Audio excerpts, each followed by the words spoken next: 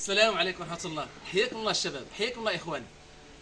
بهذه المناسبة وأنا دايز في هذا الجسر هذا الذي ترونه أمامكم، خطر ببالي شيء لا أدري هل شعرتم وأحسستم بما أحسست به وشعرت به. واش الذهن ديالكم ذهب لواحد شيء معين، شيء في ديننا من الأمور الغيبية التي هي من الأمور الواجبة التي يجب على المسلم أن يؤمن بها إيمانا جازما، وأنه لا محالة سيمر من هذا المكان. ربما عرفتم على ايش كنهضر على الصراط وما أدراكم ما الصراط. إنه من الابتلاءات التي تنتظرنا غدا يوم القيامة. يقول الله سبحانه وتعالى في سورة مريم: وإن منكم إلا واردها كان على ربك حتما مقضيا. بمعنى ما من أحد سواء كان مسلما أو كافرا إلا ويمر على هذا الجسر ويمر على هذا الصراط. وإن منكم إلا واردها، أي يعني داخلها، دايز من فوقها، من هذا الجسر هذا، كان على ربك حتما مقضيا. شنو هو هذا الصراط؟ الصراط يعني كيعرفوا النبي صلى الله عليه وسلم، يعني هذا الجسر هو أدق من الشعر وأحد من السيف، يعني أمضى من السيف، يعني رق من الشعر. تصور يا أخي، تأمل يا أخي، تمعن يا أخي، تدبر يا أخي، فكر في هذا الأمر. يعني لو أن جبنا لك هذا الآن وغمضنا لك العينين ديالك، واش يمكن تدوز فيه؟ يعني أتم غادي الآن رغم أنه عندنا العينين وكذا وكذا من يتشد، ومع ذلك أنت خيف وكذا، فما بالك بالصراط؟ والفوق هذا الشيء كامل أن الله سبحانه وتعالى كيقول لذوك الناس اللي كانوا مفرطين في الدين، كانوا مفرطين في الصلاة، مفرطين في التوحيد: ومن أعرض عن ذكري فإن له معيشة ضنكا ونحشره يوم القيامة أعمى قال رب لما حشرتني أعمى وقد كنت بصيرا.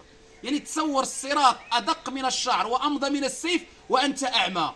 راه ماشي أعمى عمل الحسنات كيف ما يقول أحد المفسرين، لا، أعمى من البصر، حيت إلا كملتي الآية غتفهم بأن حتى البصر ربي غيعميك منه.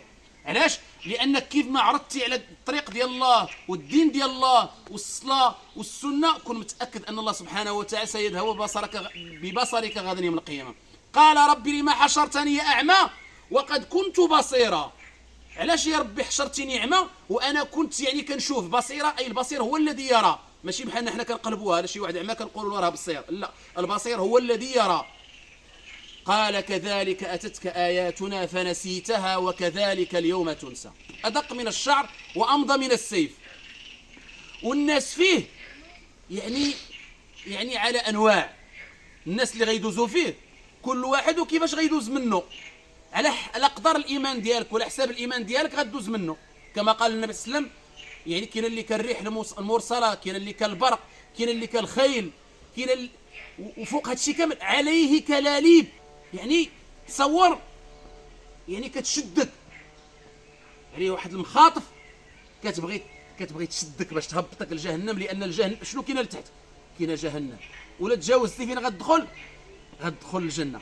اذا باش غتجاوز هذا الجسر هذا، الله راه عطانا بحال اللي ربي راه ماشي كيعطيك الامتحان وكيخبي عليك كيعطيك الاسئله وكيخبي عليك الاجوبه، لا، الله سبحانه وتعالى كيعطيك الاسئله وكيوريك وكيفهمك حتى الاجوبه.